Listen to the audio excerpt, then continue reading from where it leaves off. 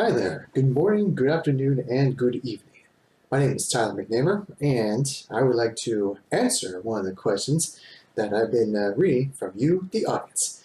One of the questions that I've received happens to be from this person known as myself. You see, even I kind of like to ask myself a bunch of questions, and I always like to ponder them over now. Because sometimes I always like to have this thing where it's like I have a multiple personas, I guess you can say too. It comes to a point where I talk to myself, I even argue with myself, and we ultimately agree on something. So here's what myself asked me. I just want to let you know that this page is completely blank. I'm just kind of making up as I go. Now, where was I? Ah, yes. So the question reads, what is it like to be in a single-parent household? Now, I believe I believe what he was trying to imply is that since you have had autism for I don't know how long, what was it like? After Dad left and it's just you and your mom. Well, I think it's a good time to kind of just to share that with myself and with the audience. I hope it's all right if I tell you, and hope it's okay that you listen. so as I kind of mentioned in population one, is that my parents have gotten a divorce very early on when I was at the age of 8. Probably one of the reasons why I don't really have a good fond of the number 8 that much is because of that time when Dad was gone, and it was just me and my mom. You see, it was not really quite the best time anyway too, because there's this characteristic in autism where people who have it are definitely not used to change. And I can tell you from my personal experience is that a change in with autism, and especially when a divorce happened, it was an absolute nightmare. And yeah, absolute nightmare. It was not that good. Like for example, the changes of the interior of the house, and getting used to not seeing Dad as much as I wanted to, and all that kind of thing. So those things kind of happen, and then it's like I even I remember a bunch of times when Dad and Mom were arguing a bunch of times too. It kind of woke me up and such, and I didn't know exactly what was going on. I just all I really wanted to do was just go to school and be the best student as I could, and for a while I have proven my teachers proud, and for the most part I was pretty good on things, and there were moments where I need some extra help, and then when Dad sort of left, I ultimately thought it was all my fault because I'm not like the other kids. I have this condition, I guess you can say, this thing that goes on called autism. I like to prefer to call it alien. And I mentioned too in the second book, Becoming One, that there's a chapter in it that relates to the alien theory. Excuse me, which I cover that quite a bit in that book too. It explains it much more than I could at the moment. but basically, it's just the whole idea of being so isolated and so different, and you think differently, you do things differently, and this is hard to be understood. And then when Dad left, I thought it was all my fault, and I was wanting to do anything I could to make this up. But I didn't really know where Dad was at the time too. I didn't really have a good sense of navigation back in the day. I do now, and I don't really use GPS that much. I just stick to regular maps. Yeah, just because to me it's calming. It's not stressful, kind of thing. It's turn left or turn right at this avenue. I was like, it's like, you don't tell me what to do. I tell all about myself what to do. I kind of do that for fun and all that kind of stuff. But yeah, it's true. I wasn't really the best at navigation, so I didn't really know where Dad was. And even if I did kind of tag along with him too, I thought I was at a friend's house too, but it turns out to be his new wife at the time. So it was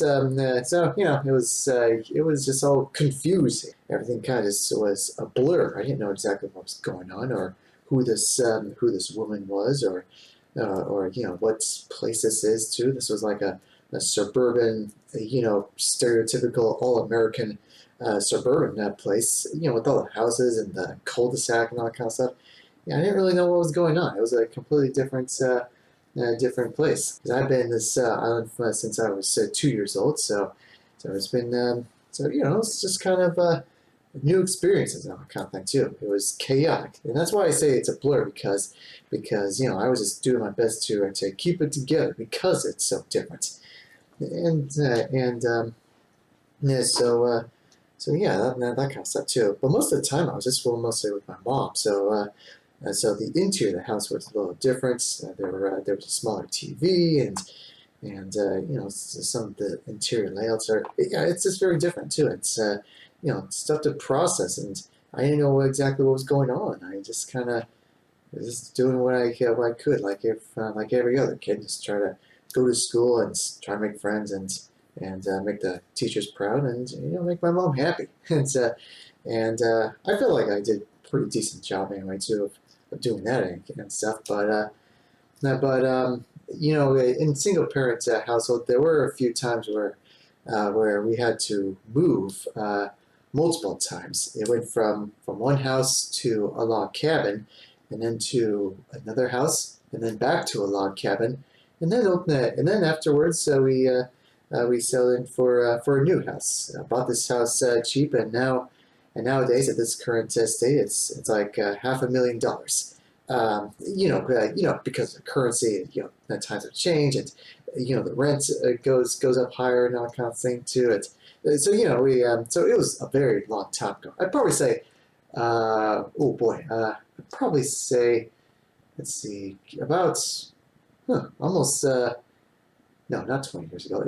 I'd probably say about 12 years ago, that kind of thing too, that we ultimately moved to this new place and got a good price. And when it was still, when the village was still in development, it was kind of one of those things where we kind of did that kind of stuff too. And just so the ultimate thing that's very big deal, and it's because of the always the constant active the constant action.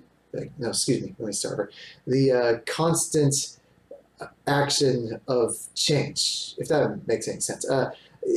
Everything's just changes constantly. It's like it's not the same day every single day, and that's why I said it was a complete nightmare. It's like I just want things to just stop, just stop for one moment, and just let me process a lot faster, that kind of thing too. And we'll say that however difficult it was, it was quite a nothing but a sort of miracle that I didn't completely break and started burning things and all that kind of stuff. If you know what I mean, it's like all I want to do is just be a good boy, that kind of thing too, the best I could anyway. And during all these transitions, my mom got a motorcycle. I call it a motorcycle. She called it a scooter, but I call it a motorcycle because it kind of is. I mean, it's got two wheels and it's got a motor in it. I mean, it looks like a scooter, but I still call it a motorcycle because it's got a motor on it. But that to me, I think, was one of the good changes, or good as in like when we were processing of different stuff. Mom wanted a motorcycle, so we got one. It's kind of fun. It's just how all that's an adventure and all that kind of stuff too. That's why in Population 1, I kind of mentioned that with Mom, it's almost always an adventure. Because of the whole constant change and all that kind of stuff. It was just single parent household. It's just me and my mom, and dad's just doing his own thing, kind of thing too. And I miss him. I miss him a lot. So it's like so I just wish we had more time and all that kind of stuff too. Because a lot of times, even when I'm with my wife, a lot of my friends happens to be female, women, that kind of thing too. I don't really have a lot of male companionships or male friendships and all that kind of stuff during those times, which is nothing to really complain, honestly, too, because it's kind of nice, get to have that kind of thing. But sometimes I just want to it's one of those things where it's like when I'm in a single parent household, it's like I always wanted to have like a good challenge, kind of stuff. Like when we go to arcades and such too, it's kind of I always kind of wanted to have a good competition and all that kind of stuff too. Someone who's like another guy that's like bring it on, I'm going to take you down and all that kind of stuff. So I've always kind of wanted something like that. Even if it's even if it is a woman that has that same attitude, it's like you're going down, Tyler. It's like I'm the best. You're going down. And all that kind of stuff. Play rough kind of stuff too. That's the part I was kind of missing. I wish I had more than I had more from that kind of stuff. It's the whole thrill of the competition and all that kind of stuff too. I suppose the competition part comes from this constant. I shouldn't say struggle. I say constant. It's always constantly changing every single time. It's testing my limits of if I can make it through the entire day, and then there comes to a point where it's like when change suddenly stops. I was like, wait, this isn't right. What's going on here? And it's like, why am I not feeling miserable? I know it sounds ridiculous and all kind of way, but that's how it kind of felt. It's like this constant struggle that just keeps on going, and when something stops and something kind of just doesn't feel right, it's like there comes that kind of comes to a point where it's like come on, I want to keep trying until my bones break and all that kind of thing. Quite literally too, since I've had 3 broken bones, which is my collar, my finger, and my leg. That kind of stuff too. Most of it was because I was quite clumsy and all that kind of thing on those certain areas. I'm totally good now, but my fingers still hurt so too. That's why I always clench my fists every single time. For these kind of things. So, single parent households. I will say that one thing that's somewhat of a study that I would say is that it's just me and my mom, and my mom only takes care of me. So no one else. I get full attention. That old saying that's like it's like only child, and you get all the attention, all that kind of stuff, where you get all the presents and all the treats and all the gifts and all that kind of stuff. You tend to be spoiled. Well, I will say that not to be monotypical or stereotypical or surround typical, but those are terms I made up, by the way. You'll get used to it, to my little isms here and there. But it's true. We do a lot of things together with my mom and I, and sometimes there were times where when Dad's involved, he would want to do the same thing too, is to spoil me, I guess you can say too. It sounds really quite not so good, when I say it out loud, because it's like I don't want I'm not really much of a needy kid. I don't really want so much. All I really want is just love and companionship, and just not be so lonesome here and there too. That's why that's why I was just with my parents a lot of times too, because it was hard making friends at school. I made acquaintances, and we get to say hey and do all that kind of stuff. But those are just only for school and all that kind of stuff. Home is a little different here and there too, and we'll say that it is pretty nice to have that support with my mom, because she's the one that raised me, one that wants me to be the best person I can possibly can be. And there were some times where I just make mistakes, and it's like I'm always so afraid that when I make mistakes, my dad would get so angry, and it's like all that kind of stuff. There have been times where those have kind of happened, where I have made mistakes and dad becomes disappointed. But it turns out one of the main reasons why is because dad just it's kind of like one of those things where it's like dad knows that I can be so much better, and I can do so much better. And we even have conversations where it's like I don't want you to end up like me. So in terms of the bad side and all that kind of stuff. And that's why he tends to get at me a lot of times too, because of fear, and just out of protection. It's what dads do. It's their job to protect their kids, even if it means protecting them from becoming themselves. For becoming dad and all that kind of stuff. And I've always loved and respect my dad and all that kind of thing. And I want to I want to be like him. It's like even like towards like the good parts, I guess you could say too. Just take after the good parts. Even my mom said too that it's good to take after the good parts of your family too. Just try to stay away clear from the bad parts, because it goes to show that even parents make the biggest mistakes.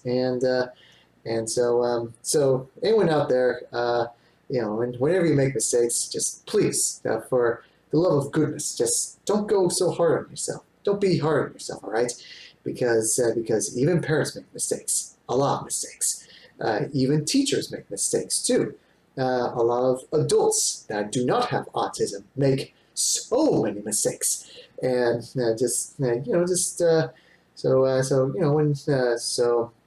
I always make this very clear. It's when you fail, fail forward.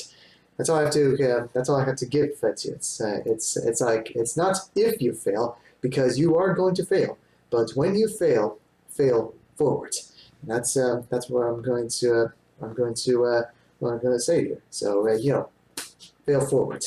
As fast as those rubber bands I just flicked. So.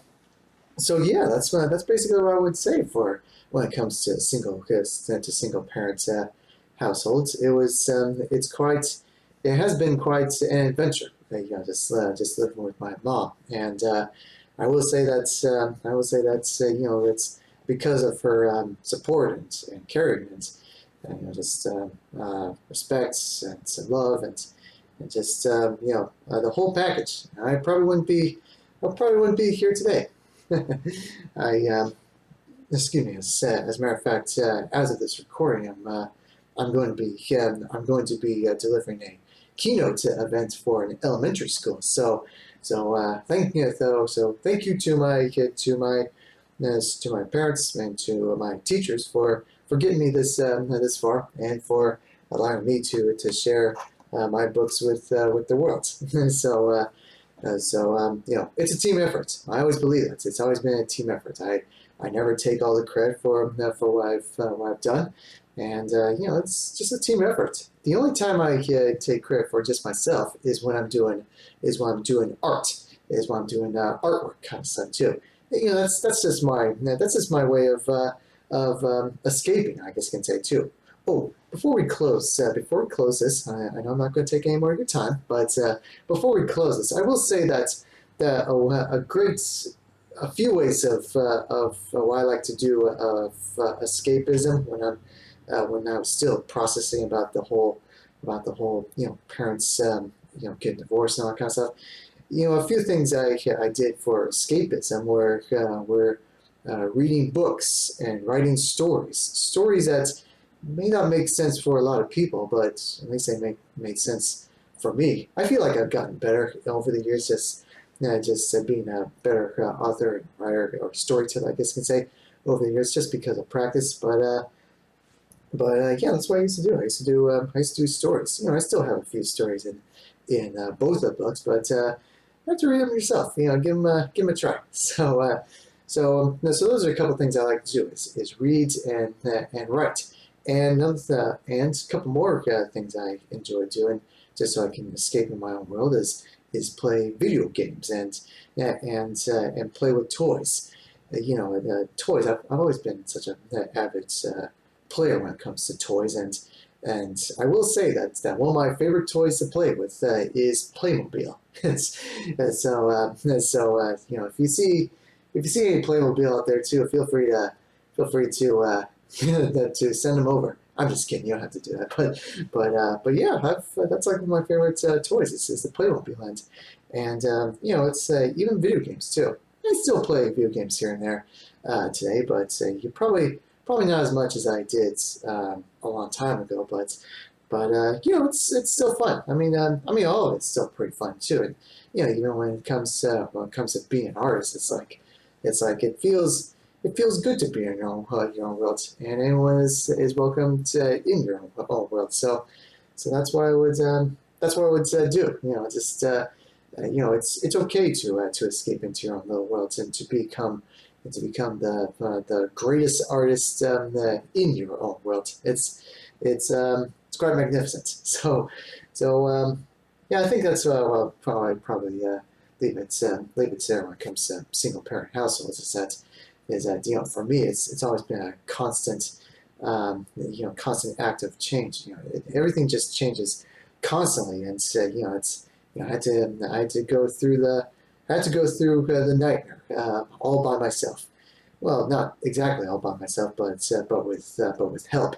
But it may feel like a solo journey, but ultimately it really isn't. And there are some points where you just need some help. And so don't be afraid. Just reach out for help, and just reach out for help for those who listen and understand and are willing to assist. And I would probably leave it there. I also would like to hear it from other people that still have their parents together and still married.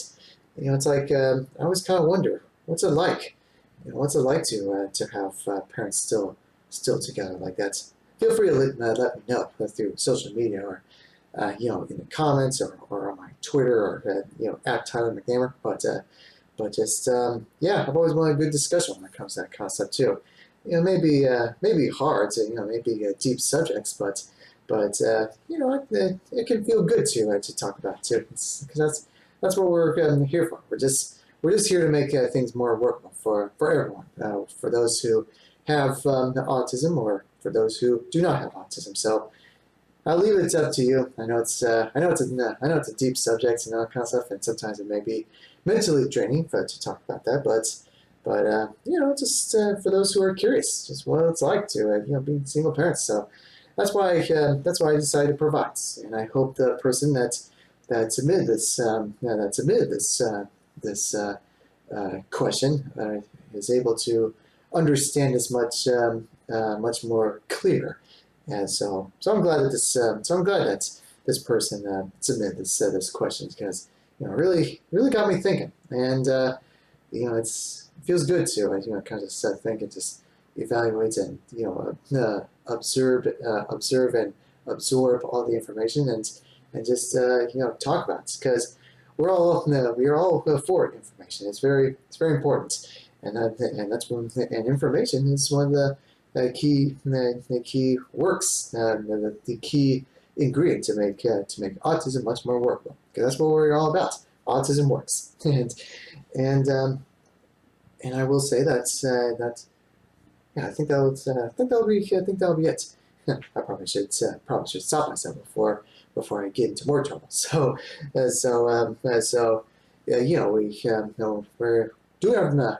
are doing our best to provide weekly videos such as this one. So if you're interested, feel free to check out these other videos right over here. I think it's up here or down here. So feel free to check them out and don't hesitate don't hesitate to reach out. I'm here, and feel free to ask me anything that you like. And I hope to see you again next video, or maybe in the next tour. Thank you very much.